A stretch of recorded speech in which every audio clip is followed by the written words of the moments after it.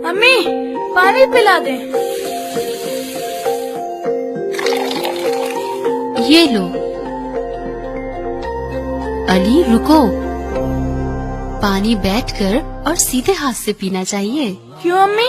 ہمارے پیارے نبی حضرت محمد صلی اللہ علیہ وآلہ وسلم نے فرمایا، جس کا مفہوم ہے پانی پینے سے پہلے بسم اللہ الرحمن الرحیم پڑھنا چاہیے۔